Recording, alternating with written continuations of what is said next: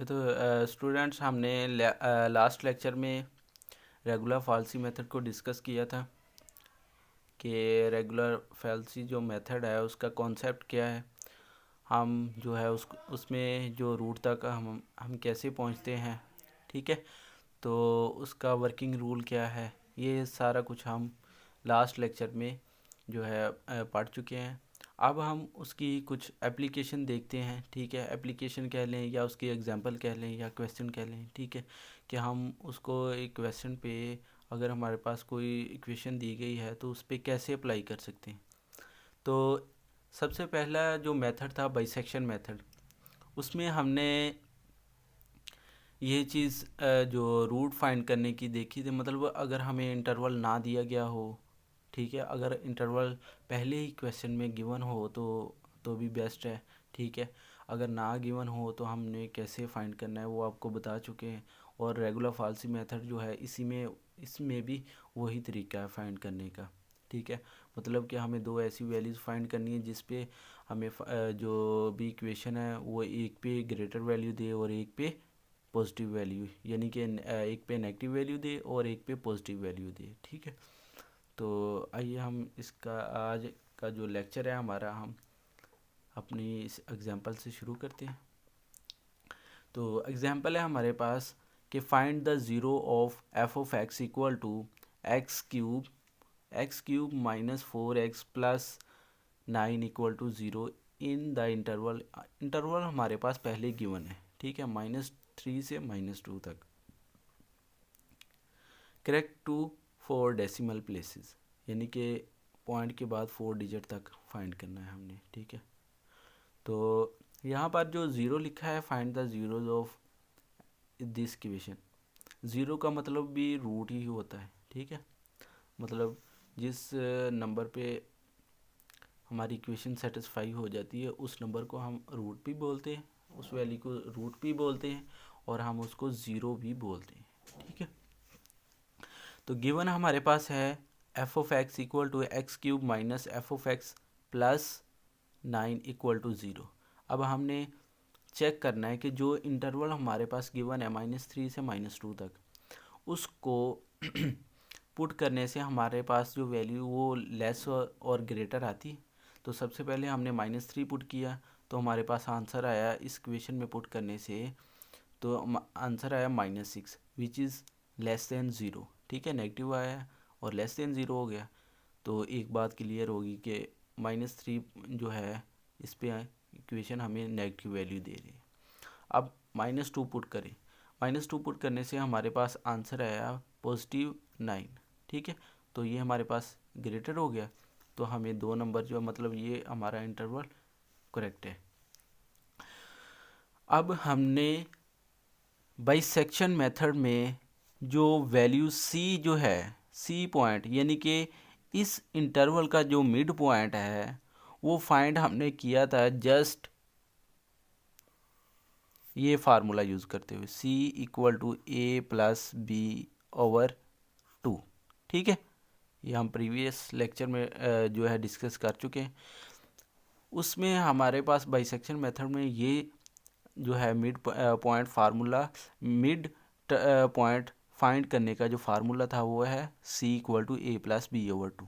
लेकिन regular फालसी method में जो हमने फार्मूला अडॉप्ट करना है, हम प्रीवियस लेक्चर में जब हम रेगुलर फालसी मेथड को डिस्कस कर रहे थे तो उसमें हमने जो फार्मूला पढ़ा था वो एक्स नॉट और x1 की फॉर्म में था। मतलब कहने का ये है कि जो इंटरवल था ना ए बी, उस ए बी की जगह हमारे पास एक्स नॉट और x1 पॉइंट था, ठीक है।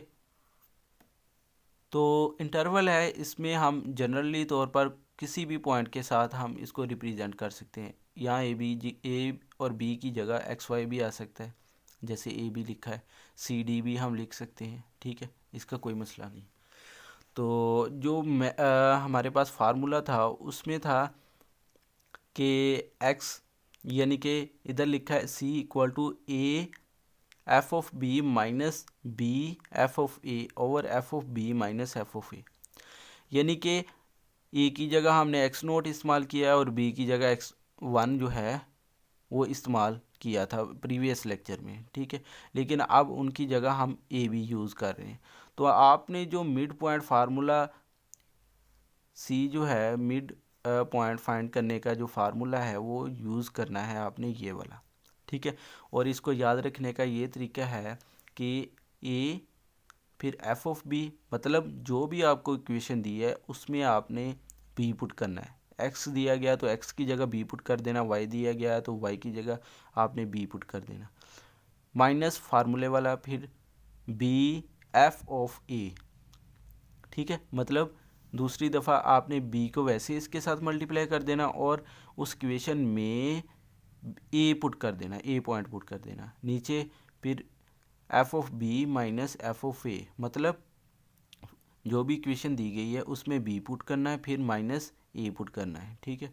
तो ये हमने किया है कि सबसे पहले ए जो है वैसे मल्टीप्लाई हो रहा था वो ये आ गया हमारे पास, और एफ ऑफ बी मतलब ये जो एफ ऑफ एक्स दिया है x cube minus 4x plus 9, इसमें हमने एक्स को रिप्लेस कर देना है ए के साथ, बी के साथ, ठीक है।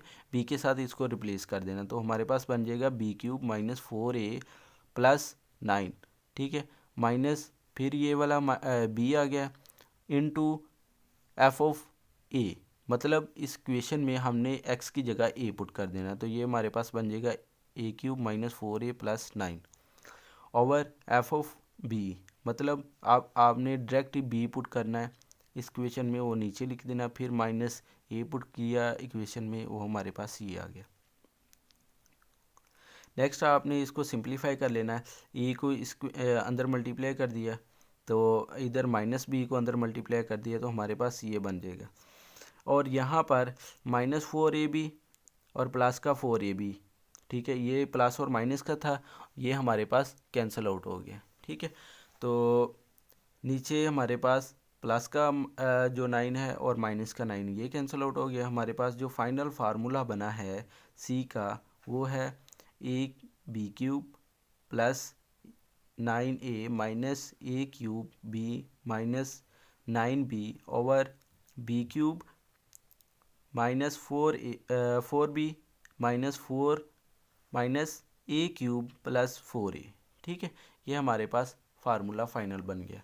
अब हमने इसको जो है कैलकुलेटर पे कैसे पुट करना है, तो सबसे पहले आपने अल्फ़ा दबाना है, ठीक है, अल्फ़ा पुट करना है।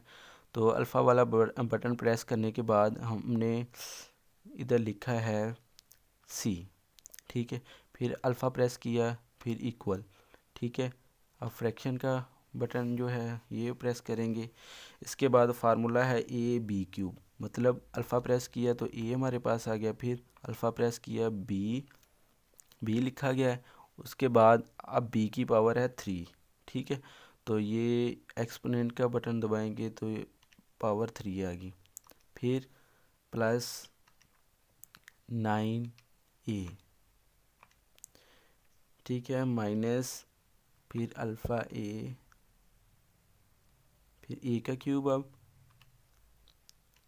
ये आ जाएगा, फिर साथ में अल्फ़ा प्रेस किया तो ये हमारे पास बी पुट कर देना, फिर माइनस 9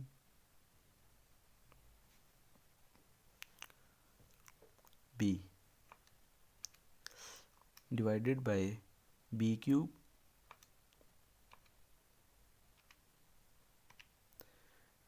तो माइनस 4a, ठीक है, माइनस ए क्यूब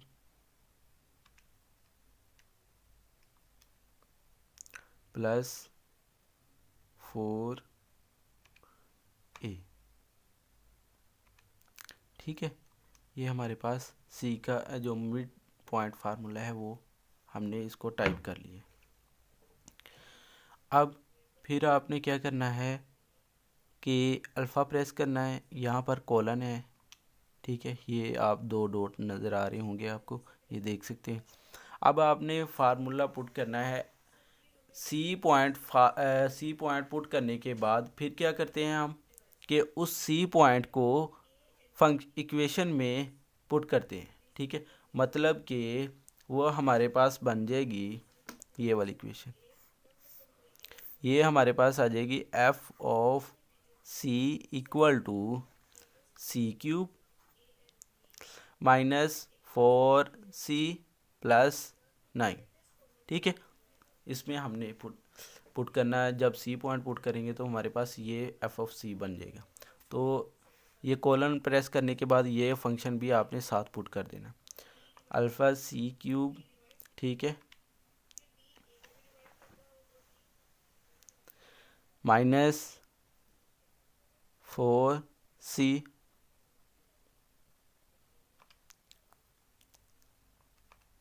सॉरी इधर माइनस पुट करना था, ये माइनस आ गया। ठीक है, नेक्स्ट 4c प्लस 9। अब आपने ये वाला बटन दबाना है CALC। ठीक है, मतलब इधर मैं लिख भी देता हूँ, जो बटन आपने जब कैलकुलेशन करनी है तो ये वाला बटन दबाना है CALC। ये आपने जो है बटन प्रेस करना है, ये हमने प्रेस किया। अब आप देख सकते हैं कि उसने ए की वैल्यू हमसे पूछी। ठीक है, ए की वैल्यू जो है यहाँ पर 0.375 ये पहले से इसमें सेव है तो इसलिए ये शो कर रहा है। लेकिन हमने जो ए की वैल्यू बी की वैल्यू पुट करनी है वो हमने जो इंटरवल कंसीडर किया है -3, ये वाला -3 -2। ठीक है, यहाँ पर हमारे पास जो वैल्यू आएगी ए और बी की वो है -3 और -2। ठीक है, आप देख सकते हैं। तो आपने पुट करनी है, ये हमारे पास टेबल है। ठीक है, और ये सीरियल नंबर आइट्रेशन का नंबर चल रहा है 1 2 3 4 5 6। ठीक है, और ये हमारे पास ए की वैल्यू, ये बी की वैल्यू, ये हमारे पास सी की वैल्यू आ गई, जो कि जो प्रीवियस जो फार्मूला मैंने अभी बताया है उसको उसमें पुट करने से हमारे पास जो सी की वैल्यू आई है। फिर उसके बाद जो इस सी की वैल्यू को फंक्शन में पुट किया तो हमारे पास ये आंसर है। ठीक है, तो लेट्स सी कि हम ए की वैल्यू पुट करते हैं, वो है हमारे पास -3। फिर हमने इक्वल प्रेस किया, अब उसने बी की वैल्यू पूछी है, बी की वैल्यू हमारे पास है -2। ठीक है, तो फिर हमने जो है इसको प्रेस किया तो हमारे पास ये वाला आ गया फार्मूला। ठीक है, ये हमारे पास ये प्रेस किया तो हमारे पास इसने वैल्यू हमारे निकाल दी कि वो आई है हमारे पास -2.6000। ठीक है, तो अब दोबारा जो अब हम इसको कैलकुलेटर करेंगे, इस वैल्यू को जब हम फंक्शन में पुट करेंगे तो ये हमारे पास आ जाएगी, जब इस फंक्शन में वैल्यू पुट करेंगे अल्फ़ा सी क्यूब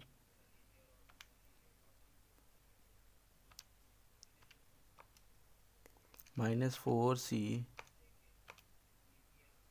प्लस 9। ठीक है, कैलकुलेट दबाया तो इसमें हमने जो वैल्यू पुट करनी है वो -2.600 ये वैल्यू पुट की तो आंसर हमारे पास आ गया 1.8240। ठीक है,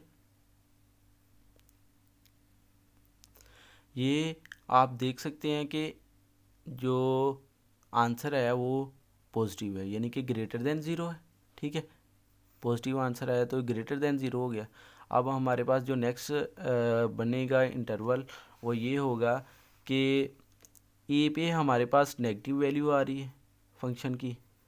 ठीक है, और बी पर पॉजिटिव वैल्यू आई थी। अब बी की वैल्यू पर पॉजिटिव वैल्यू आई है और सी की जब ये वाली वैल्यू हमने पुट की है तो हमारे पास पॉजिटिव आंसर है।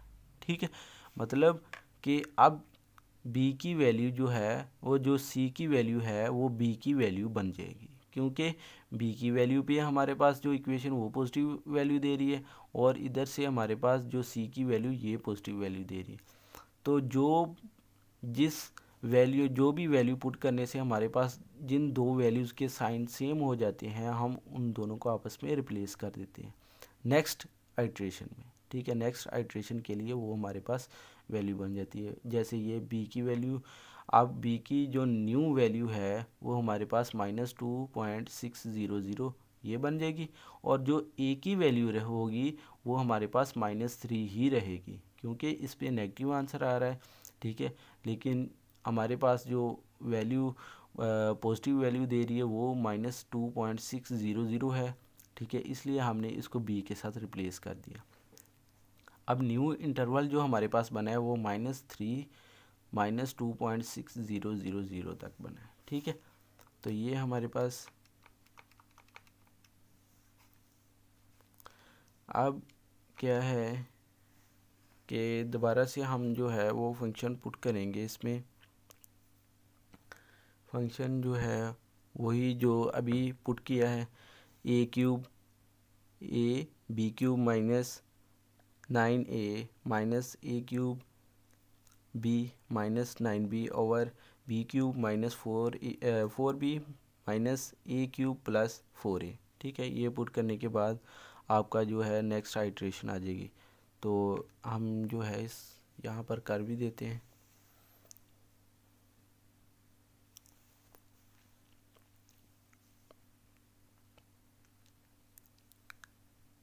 a b³ plus 9a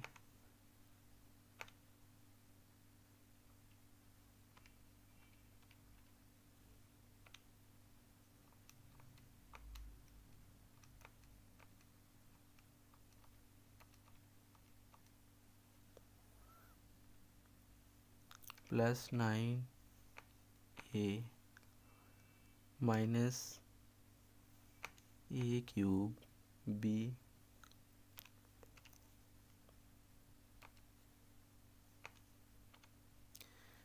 minus 9a over b³ -4b minus a³ plus 4a। ठीक है, अब कैलकुलेट को प्रेस किया। ठीक है, a की वैल्यू हमारे पास है -3। ठीक है, b की वैल्यू है, इक्वल प्रेस किया, b की वैल्यू है -2.600। ये हमारे पास आ गई -2.23। ठीक है, 2331। तो इसको जब हम नेक्स्ट आइट्रेशन में पुट करेंगे, यानी कि फंक्शन की वैल्यू को कैलकुलेट करने के लिए f(c) जो है वो उसमें पुट करेंगे तो c³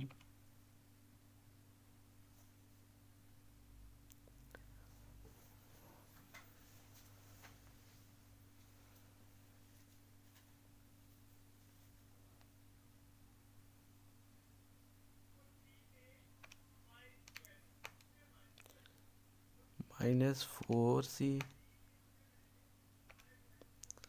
प्लस 9। ठीक है, इसको फिर कैलकुलेट करना है हमने। अब c की वैल्यू क्या है, वो है हमारे पास -2.6933। ठीक है, वो पुट की तो हमारे पास आंसर आ गया -0.2372। ठीक है, तो इधर जो है 664 में आ रहा है। ठीक है, इसमें मेरे ख्याल में इधर हमने इसको रेडियन में चेंज किया है। ठीक है, इसलिए जो है थोड़ा इसमें डिफरेंस आ रहा है। ठीक है, तो हमारे पास जो नेक्स्ट आइट्रेशन बन जाएगी वो है, अब देखें कि फिर इस पे पॉजिटिव आंसर आ रहा है। ठीक है, पॉजिटिव आंसर आ गया तो फिर जो सी की वैल्यू वो बी की वैल्यू बन जाएगी। ठीक है, जब बी की वैल्यू बनेगी तो सी ए की वैल्यू सेम ही रहेगी। नेक्स्ट जो इंटरवल है हमारे पास वो -3 और ये -2.6933 बन जाएगा। ठीक है, इस तरह हमारे पास आइट्रेशन चलती रहेगी। तो ये जब आइट्रेशन हमने 6th आइट्रेशन की तो हमारे पास सी की वैल्यू है 5th आइट्रेशन की, वहाँ पर सी की वैल्यू आई -2.7065 और 6th आइट्रेशन जब की तो उधर भी हमारे पास सेम वैल्यू आ गई। मतलब कि हमारी आइट्रेशन जो है वो रिपीट होना शुरू हो जाएगी और जिस पॉइंट पे रिपीट होना शुरू हो जाए वो हमारा जो है ज़ीरो कहलाएगा उस क्वेश्चन का, या हम उसको सिंपल रूट कहेंगे। तो रूट हमारा यहाँ पर आ गया 2.7065। ठीक है, ये हमारा इस क्वेश्चन का रूट आ गया। ठीक है, मतलब या तो हमारा फंक्शन जो है वो 0 वैल्यू दे, ठीक है, जैसे 0.0001 आ रहा है यहाँ पर, या तो 1 की जगह भी 0 होता है, तो फिर हमने कहना था कि ये वाली जो वैल्यू है, ठीक है, ये हमारा रूट कहलाएगी क्योंकि यहाँ पर फंक्शन 0 हो रहा है। लेकिन अब इस क्वेश्चन में जो हमारे पास आइट्रेशन जो है वो रिपीट होगी, -2.7065 -2.7065। तो इसलिए जो आइट्रेशन हमारे रिपीट हुई है, जो वैल्यू रिपीट हुई है जिस पॉइंट पे वो 5th पे है, तो हमारी जो रूट हमारा होगा वो -2.7065 होगा। तो दूसरी इम्पोर्टेंट बात जो है ये है कि बाइसेक्शन मेथड से रेगुलर फाल्सी मेथड का जो कन्वर्जेंस रेट है वो कम है। ठीक है, इसमें आप देख सकते हैं कि हमारे पास आइट्रेशन कम होती है और आंसर जो मतलब रूट तक हम जल्दी पहुंच जाते हैं। ठीक है, रूट हमें जल्द ही मिल जाता है। तो बाइसेक्शन मेथड में तो बहुत ज़्यादा इसमें डबल आइट्रेशन करनी पड़ती थी, मतलब यहाँ पर 6 है तो वह 12-15 तक पहुँच जाती थी, उसका कन्वर्जेंस रेट ज़्यादा होता है। इसका कन्वर्जेंस रेट कम है और हम रूट तक जल्दी पहुँच जाते हैं। तो इसके साथ ही हमारा आज का लेक्चर हुआ ख़त्म। तो किसी का अगर कोई क्वेश्चन हो तो वो कमेंट बॉक्स में कमेंट करके पूछ सकता है। इसके साथ ही इजाज़त दीजिए, अल्लाह हाफिज़।